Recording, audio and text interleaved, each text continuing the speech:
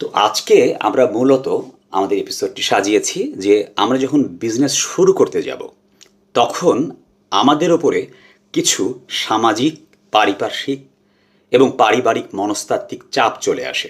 এই চাপটি আমরা কীভাবে মোকাবেলা করব তা নিয়ে। এখন আপনি যখন বিজনেস শুরু করছেন সবার অবস্থা কিন্তু একরকম না। আপনাকে চিন্তা করতে হবে যে আপনি কি সিঙ্গেল নাকি আপনার ওপরে নির্ভরশীল মানুষজন আছে। কারণ আপনাকে ধরেই নিতে হবে যে বিজনেসে অর্থাৎ এন্টারপ্রেনারশিপে সবাই কিন্তু সফল হবে না। একদল মানুষ সফল হবে আর একদল মানুষ সফল হতে পারবে না। যদি আপনি সফল হতে না পারেন তাহলে আপনার এক্সিট পলিসি কী হবে? আর যদি সফল হতে পারেনও তাহলেও যতদিন পর্যন্ত আপনার বিজনেস থেকে কোনো রিটার্ন আসছে না ততদিন পর্যন্ত আপনি নিজে কীভাবে চলবেন, আপনি যদি সিঙ্গেল হন তাহলে। আর যদি আপনার উপর ডিপেন্ডেন্ট মানুষজন থাকে তাহলে তাদেরকে নিয়ে আপনি আপনার সংসার কীভাবে চালাবেন এবং এটি কতদিন পর্যন্ত কন্টিনিউ করতে পারবেন, এই বিষয়টি কিন্তু আপনাদের চিন্তা করে নিতে হবে আপনাদের বিজনেস শুরু করবার আগেই।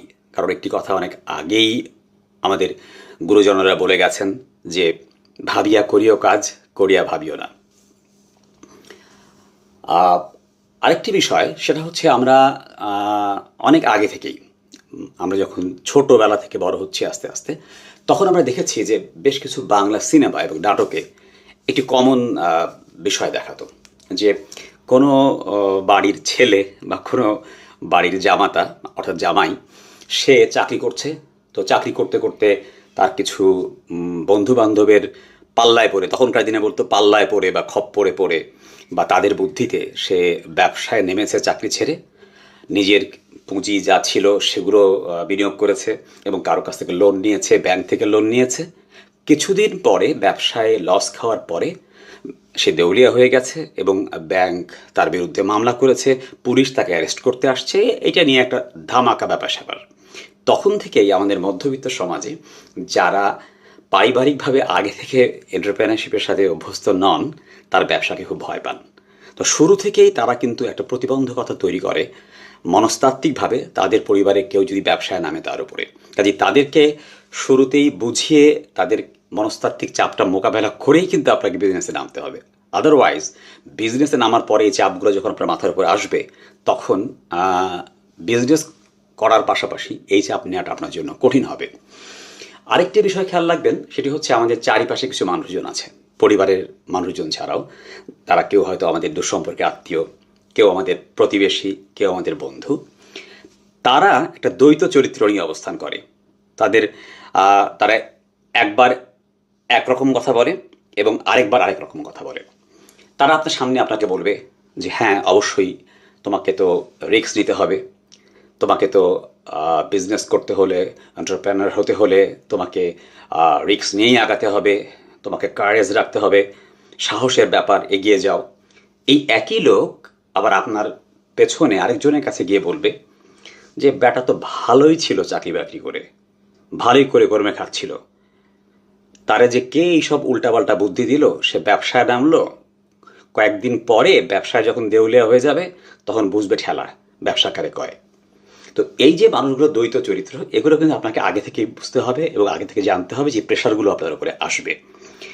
আবার আরও একটা বিষয় আমি আপনাকে বলি, এই মানুষগুলোই যখন সত্যি সত্যি আপনি ব্যবসায় যদি ফেল করেন তখন আপনার আশেপাশের মানুষজনকে বলবে যে আমি তো শুরুতেই বলছিলাম যে বেটা কি সুখে থাকতে ভূতে গেলায়, চাকরি বাকরি করতেছিলি, ভালো একটা পজিশনে ছিলি, ভালোই তো চলতেছিল সংসার, বেশি লোভে পইরা গেছস, বেশি লোভে পইরা এখন বেশি ইনকাম করতে হবে, অল্প ইনকামে হচ্ছে না, এন্টারপ্রেনার হতে চাও।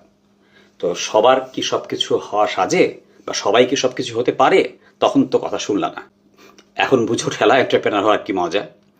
আবার ওই লোকগুলোই যদি দেখে যে আপনি সফল হয়েছেন তখন এসে আপনার পিঠ চাপড়াবে, চাপড়ে বলবে যে বেটা ওই সময় তোরে যে সাহস দিছিলাম, তোরে যে উৎসাহ দিছিলাম যে কোনো রকম চিন্তা না কইরা নাইমা পর, সাহস কইরা নাইমা পর, সফলতা তোর আসবেই, নো রিস্ক নো গেইন, দেখছস না এখন ফল পাইছস। এই জন্য আমি আপনাদেরকে শুরুতেই বলছি যে এই বিষয়গুলো যে পারিপার্শ্বিক মানুষজন বিভিন্নজন বিভিন্ন কথা বলবে, পরিবারের মানুষজন অনেক কথা বলবে, অনেকে অনেক ভয় দেখাবে, এই সব কিছু কিন্তু আপনাকে মাথায় নিতে হবে, যেগুলো আগে থেকে বুঝতে হবে, যেগুলো আসবে এগুলো মোকাবেলা করেই কিন্তু আপনাকে বিজনেস করতে হবে। কারণ পরবর্তীতে আপনি যখন বিজনেস করবেন, বিজনেস শুরু করার পর থেকে আপনার উপরে অনেক রকমের ধরনের চ্যালেঞ্জ এবং অনেক রকমের ধরনের অপারেশনাল কাজ করতে হবে।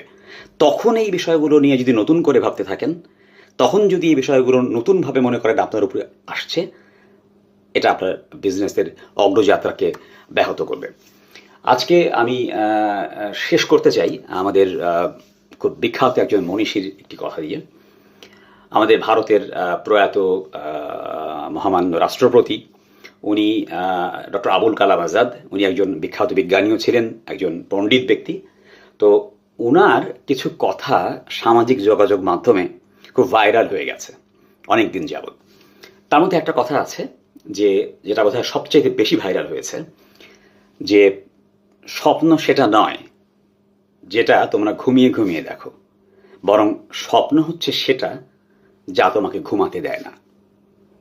আমি অত্যন্ত বিনয়ের সাথে তার প্রতি পর্যাপ্ত শ্রদ্ধা রেখেই বলছি যে আমি তার এই মতামতের সাথে মোটেও একমত নই।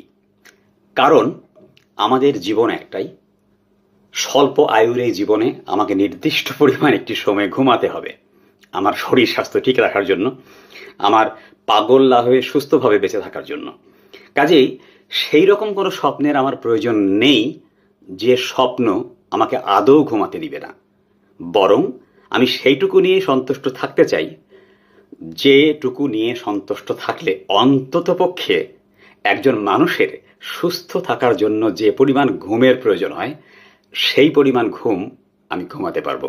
আপনাদের সবাইকে আবারও আমাদের পরবর্তী এপিসোড দেখার আমন্ত্রণ জানিয়ে আজকে এ পর্যন্তই।